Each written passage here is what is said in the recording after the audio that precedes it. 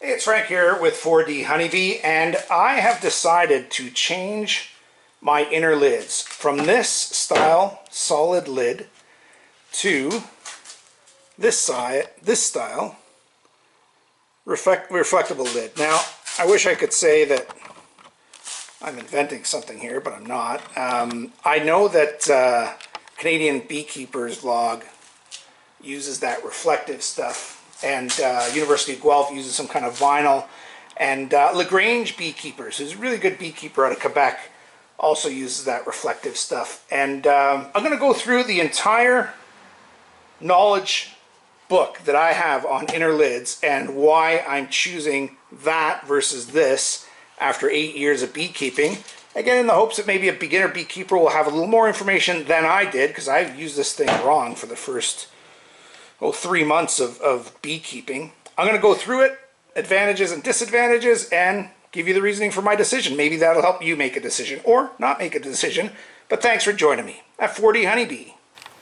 Okay, so this is your basic langstroth hive, and really this probably only relates to this hive, or I know of it relating to this hive. But here are the components of your langstroth. First of all, you've got a bottom board, which can either be solid or screened, but it's not attached to the boxes. Then you've got what you'd call a deep, which is your main brood box, and then an inner lid, which is a solid hunk of wood like that, and your outer lid here, which sits on top, right? And there are a million other components that you can add to this thing. So there are things like feed boxes, feed frames. There are things like wedges that you can use, and basically these are the basic components of a langstroth tribe.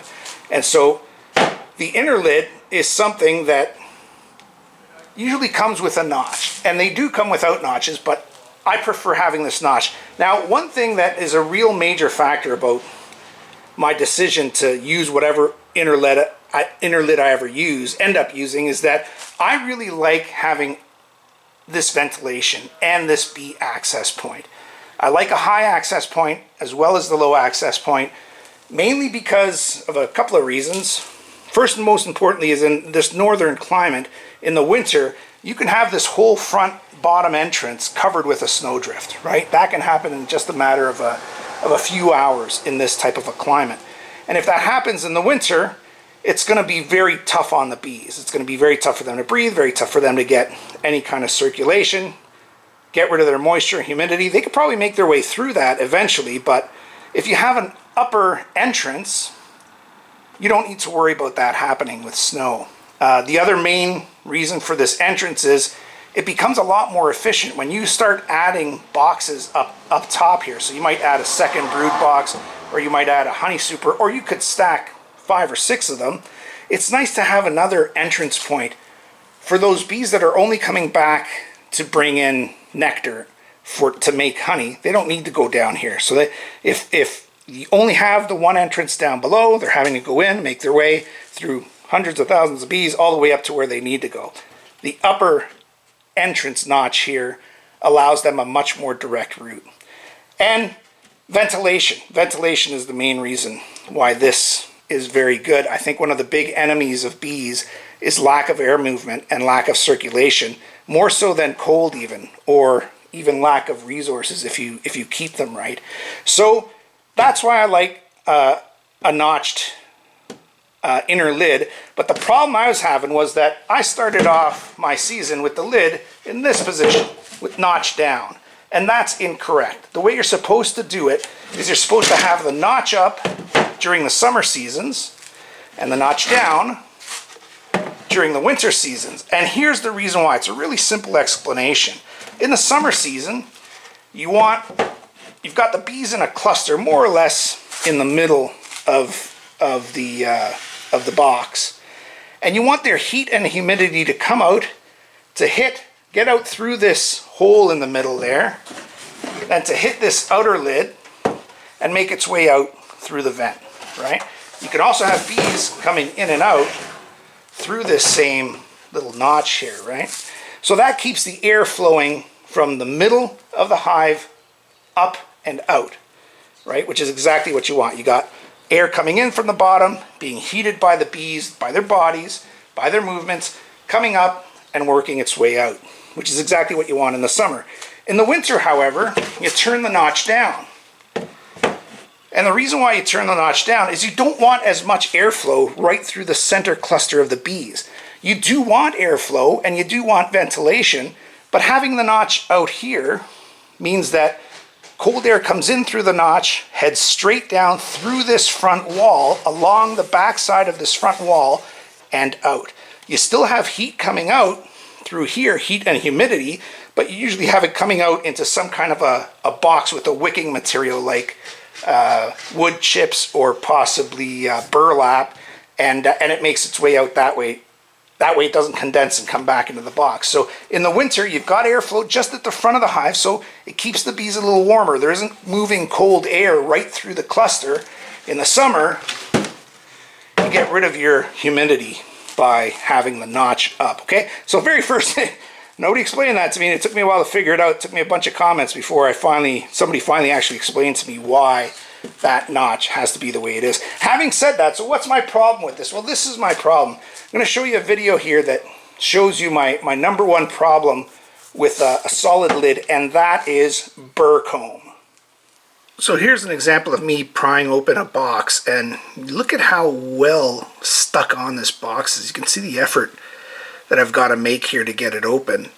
And what happens sometimes is you just get this huge loud crack when it opens, and the bees just storm to life. So look at the brood, look at the comb here, the burr comb that's stuck to this box. So you got to clean all that off, and you got to clean all that off because if you don't, then the box won't come back together again, and you'll end up leaving a space between the box. Here's another thing that won't happen. Your queen won't get stuck on that lid. Sometimes you take that lid off and you set it on the side of the box. You got to have a good look at it to make sure the queen isn't there, because there she is and there she was. And look at all that burr comb you've got to scrape off. And that's just burr comb in this video. There can be larvae in there, and there can be pupa in there ready to hatch, and you tear it off and you can see that's all 10 frames worth of comb there. You tear it all off and you kill all those bees, and you burn all that energy that the bees have used to make that comb, and either lay eggs by the queen, feed the bees, or if it's honey, same type of thing. You got to peel all this honeycomb off, and you can kind of use it, but when you scrape it off, you end up trapping all the bees, because the bees feverishly try to extract the honey. They try to suck the honey out of the burr comb that you've just pulled off there. So looking forward to that not being an issue. That is the single biggest reason why I'm switching, no longer using that inner lid that you see right there, and switching to the flexible inner lid that I've shown you, or that I'm going to show you. So it really just amounts to bee space, right? Bees generally need between 1/2 an inch to 3/8 of an inch to move. That's what's called bee space, right?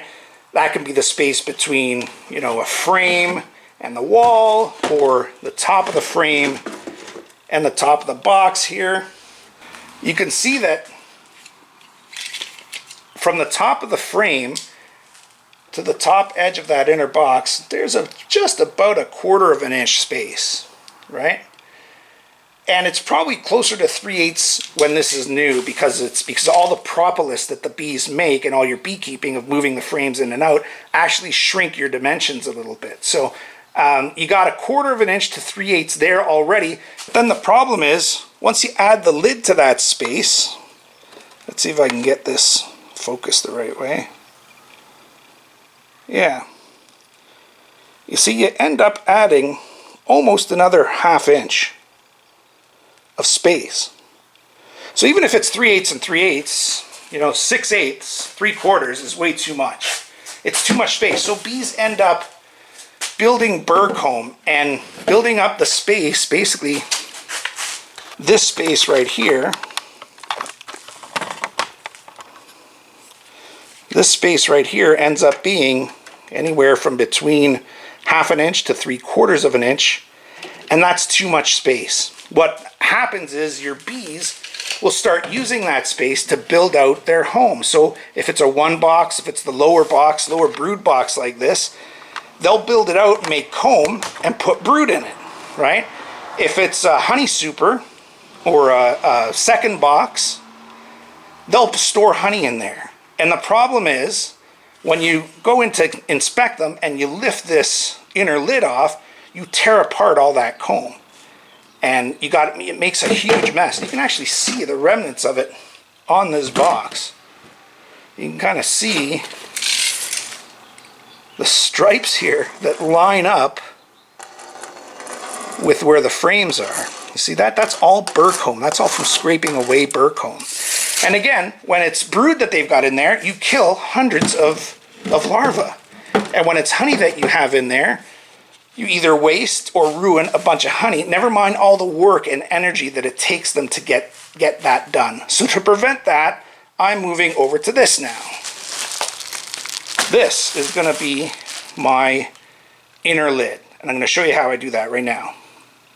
Okay, so this is the product I'm using, Reflectix. Now, it's basically used for insulating things like joists, floors. You could probably wrap it around ductwork and that kind of thing.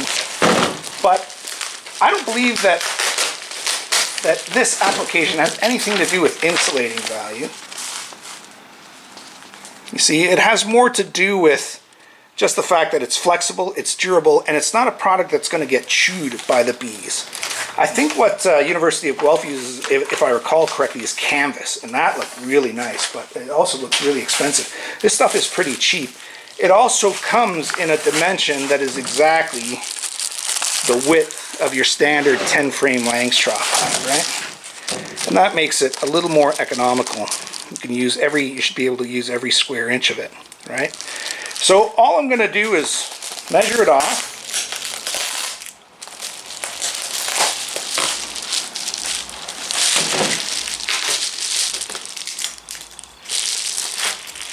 Wow. So this is it. Interesting. And again, I don't believe that it's kind of dimpled, kind of looks like, especially on camera, it looks like bubble wrap, but there is no bubble factor. Feels like air is trapped in there, so it probably will have some thermal qualities to it. But all we're going to do is lay it out, mark it off where we want to cut it, and cut a couple of pieces. Now I'm going to cut it just a touch longer than the edge of the box here. You see that? I'm going to cut it just a touch longer because I imagine it's going to end up sagging a little bit.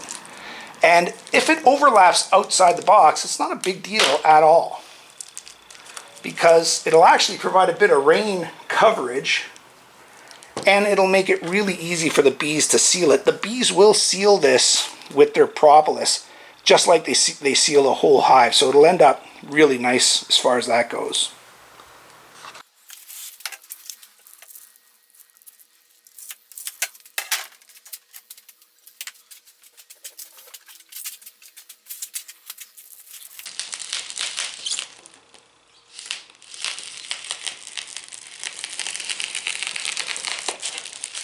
Cuts really easy. So now, again, the downside, so this is going to basically sit, so this will now sit right on top of that brood box, just like that. Okay? And now, if you look at it just as it is right now, if you just put the lid on top of that, we have lost our upper entrance, right, and our ventilation. And if you use a top feeder like I do, there's no way to go through this thing with a feeder. So we're just going to mark off a hole where the hole exists in the lid, because other things are oriented to that hole, and that's the center of the thing. And we're going to cut that hole in this thing. Then the plan is going to be to drill a 1-inch hole into the box here to leave a new upper entrance and a new ventilation point with this system. I'm just going to make sure it's as centered as as possible here. About there. I'm going to make this hole and cut that hole.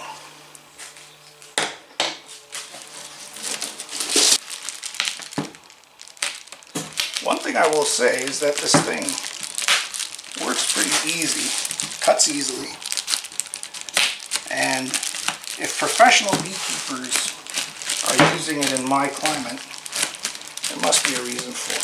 So there you go. That'll work just fine. So now we're going to just more or less duplicate this one, and actually I'm going to make the next one a little longer, just because I strongly believe it's going to be better to have it too long than too short.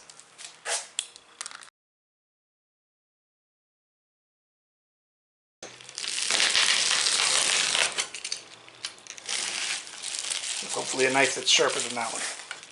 Just mark the hole as well.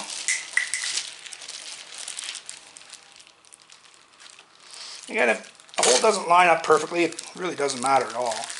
Just want it in that general vicinity because the feeders that I use are top feeders that require a hole like this for the bees to get in.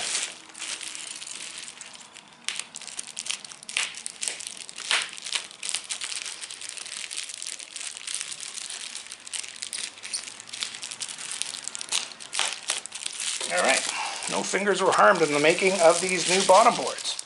Now, next thing I have to do though is I have to take this brood box and drill a 1-inch hole in the top of it. And that placement of that hole is important. So this is what I want to show you over here. I'll show you on the other side. I'm going to zoom into that other side there. You see how the end of the frame here sits on a ledge, right? See that ledge there? I want to make sure the hole is below that ledge. And the reason why is I'm going to show you here, there's a bit of space between the frame and the wall of the box. Okay, yeah, you see that space? You see the daylight there? Between the edge of the frame, so that's between this right here, the edge of the frame and the box. See, there's a good, quarter inch space there. That's where I want to make the hole so that the bees can come in and not be right up against the end of the frame. Okay, so that they're not right against this thing right here. Okay, so the hole will end up being a little below. So they have room to get in and move left or right or whichever way they want to go.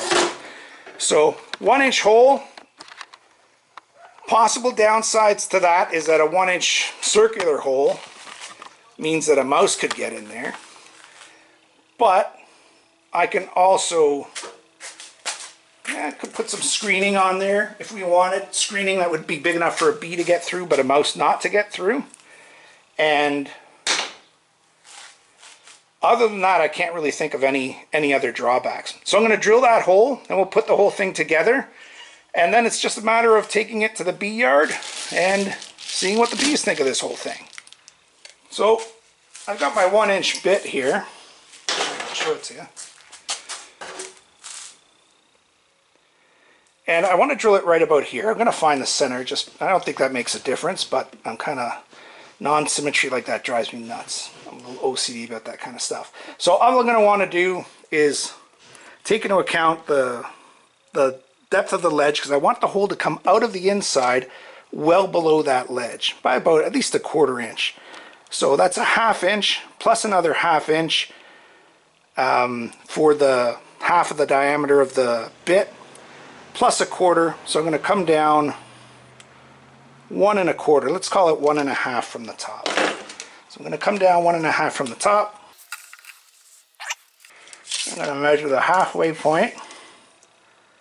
16 3/4 is going to be 16, and looks like 5/8 is going to be 8, and this much. Okay, that's where I want to drill my hole. I want to be careful when I'm drilling this hole, because these bits, I can't remember what these are called. What are they called? Butterfly bits or something? I can't remember, but they do a lot of destruction on the inside. So when you punch through, they can really destroy it. And this is really light and old pine. So what I'm going to try and do here is drill through until the pilot portion of the bit gets through, and then finish it off from the inside. I don't know if I can do that, but that's what I'm going to try.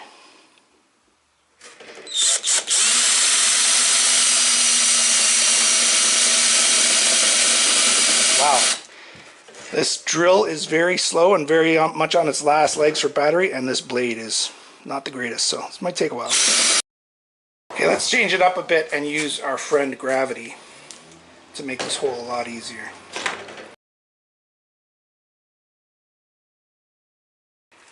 Let's see if it's through. Yeah, it is.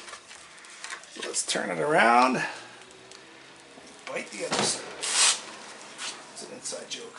Anybody that knows me knows. Let's see how it's. See how it has just gotten through there. So let's see if I can finish it on the other side before this battery dies. And Bob's your uncle.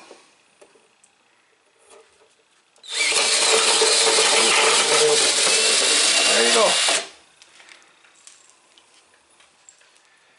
Alright. So see what I mean about it smashing up the inside? I'll clean that up a little bit, and then our new box is done. We'll do this to both hives, and we're ready to go. So that's it for this video. Really looking forward to getting my bees. Just a few weeks away. It is April 14th, I think. And I'm not going to get the bees till end of May, but gives me more time to do stuff like this that I've wanted to do for years. I've never liked that wooden inner cover. Now I'm going to try this flexible inner cover, and hopefully it'll be a better situation for the bees. A couple of other bonuses about it is that when I'm inspecting the hive, I don't have to lift the entire lid off every time. When you crack open this lid, those bees know it. My gosh, they just get really, really activated by that because the whole thing is propolized. This thing crinkles off when you pull it off because it gets propolized too, but if you don't need to inspect every frame on the hive, you don't need to pull it off completely. You can only pull it half off. It'll be a lot more flexible when it's warm and when it's propolized, but you could just pull it half off and inspect that side of the hive, you know. Sometimes you don't need to go through the hive in its entirety, and that will help a lot. And again, the less you disturb the hive, the better. So we'll see how this goes, and that's it. Thanks for joining me at 40 Honeybee.